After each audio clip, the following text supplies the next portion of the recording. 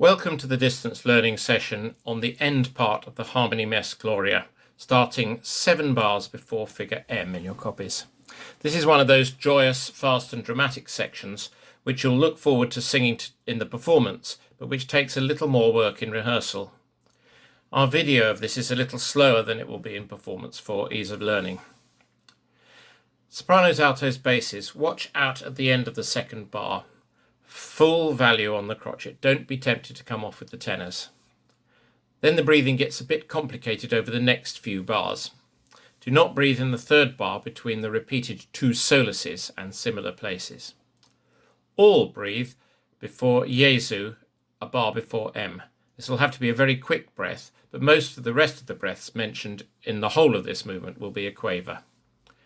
Then sops and basses breathe before 2, just before M. Altos do not breathe here. Sopranos breathe after Christe at the end of the second and third bars of M, but then no breath until the next rest. Tenors and altos, no breath in this passage, and basses just 1 after Jesu at the end of the third of M.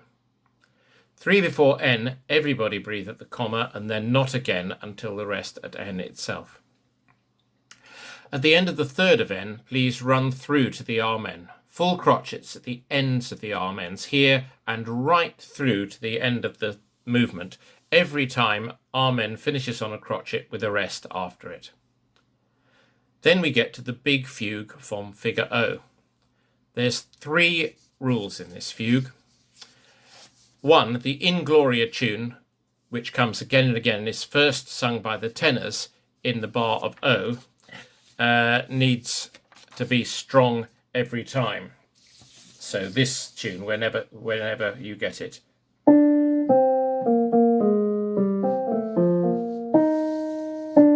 Or variants on it, but that is the key tune or subject on which the whole fugue is built. General breathing rule here, which saves me telling you things 28 times. Do not breathe between Patris and Amen in any phrase, but do breathe if the word Amen repeats between the Amens. That rule sees you right through to the end of this bit.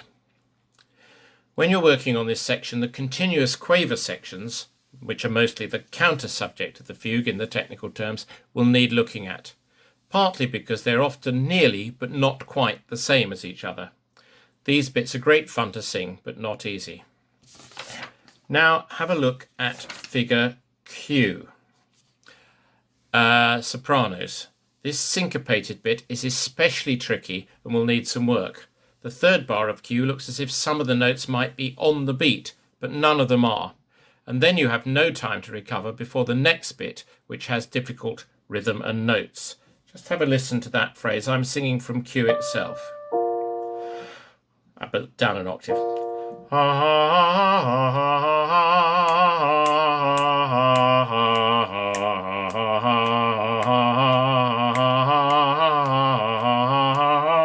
Amen. Just checking that I finished on the right note. At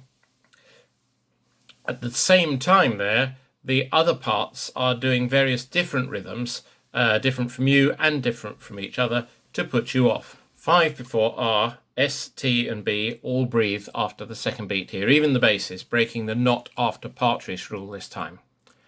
Then straight on from there are some particularly tricky moments for basses and sops.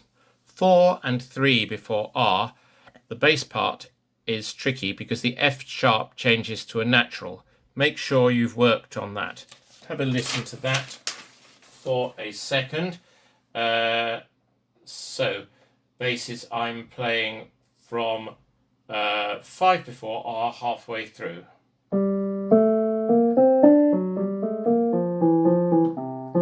So F sharp, F natural. It all works with the chords around you, but the drop down to the F natural there will fool you unless you're thinking about it. Then 2 before R, the sopranos get a surprise note at the end of their run. Watch out for that E natural. It's a difficult note to pitch, but also the basses are singing at F to put you off at that point. So just have a listen to that with a little bit of harmony. So this is 4 before R, just after the quaver rest, playing the soprano part.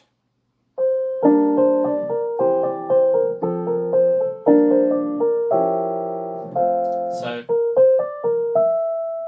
is a tricky interval, particularly when you've got that sort of Dracula kind of chord.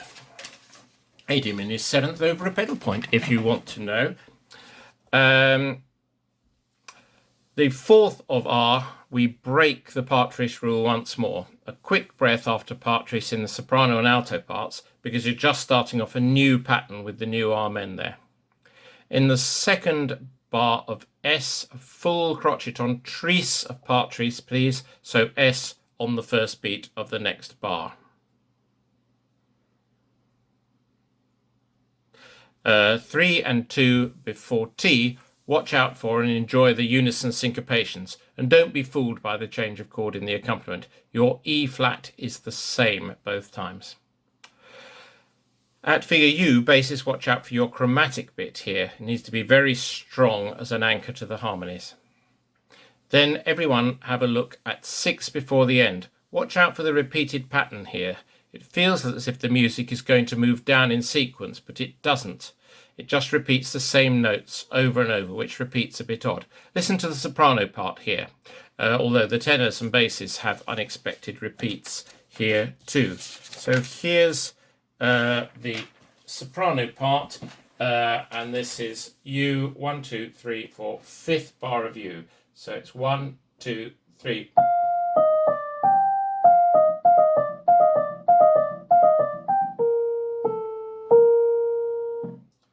Okay, so that sounds as if it's going to do or something, which is what would normally happen, but it doesn't on this occasion.